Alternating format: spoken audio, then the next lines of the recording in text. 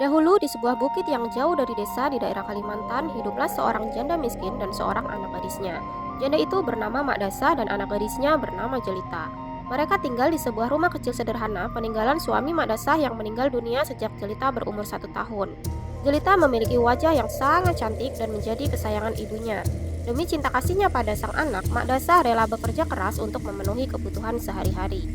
Semakin hari, Jelita semakin bertambah dewasa. Namun, gadis itu amat sangat pemalas. Ia tak pernah membantu ibunya melakukan pekerjaan rumah dan kerjanya hanya bersolek setiap hari. Selain pemalas, anak gadis itu sikapnya manja sekali. Segala permintaannya harus dikabulkan tanpa memperdulikan keadaan ibunya yang miskin dan setiap hari harus membanting tulang mencari sesuap nasi. Hingga pada suatu hari, Jelita berkata kepada ibunya, "Mak, hari ini engkau harus belikan aku baju yang baru dan indah." "Loh, bajumu kan sudah banyak, masih banyak yang baru."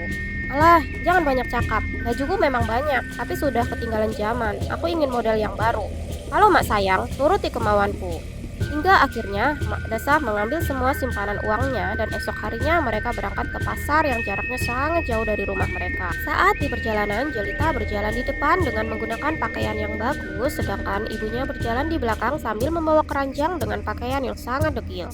Karena mereka hidup di tempat yang terpencil, tak seorang pun mengetahui bahwa kedua perempuan yang berjalan itu adalah ibu dan anak. Hingga ada seorang pemuda mendekati dan bertanya kepada gadis itu, "Hai gadis cantik, apakah yang berjalan di belakang itu ibumu?"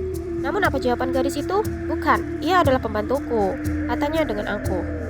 Begitulah setiap gadis itu bertemu dengan seseorang di sepanjang jalan yang menanyakan perihal ibunya, selalu jawabannya itu. Sesungguhnya ia malu mengakui Mak Dasah sebagai ibunya.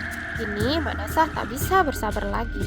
"Jelita anakku, kau sungguh kelewat batas. Kau durhaka berkali-kali menyebutku sebagai budakmu, padahal aku yang merawat dan membesarkanmu sejak kecil. Teganya kau berbuat seperti itu."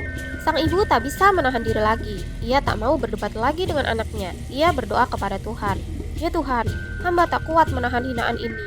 Anak kandung hamba begitu teganya memperlakukan diri hamba sedemikian rupa. Ya Tuhan, hukumlah anak durhaka ini, hukumlah dia." Atas kekuasaan Tuhan yang Maha Esa, perlahan-lahan tubuh gadis durhaka itu berubah menjadi batu. "Ibu, ibu, ampunilah anakmu." Anak gadis itu terus meratap dan menangis memohon kepada ibunya. Akan tetapi semuanya telah terlambat. Seluruh tubuh gadis itu akhirnya berubah menjadi batu. Sekalipun menjadi batu, namun orang dapat melihat bahwa kedua matanya masih menitikkan air mata seperti sedang menangis.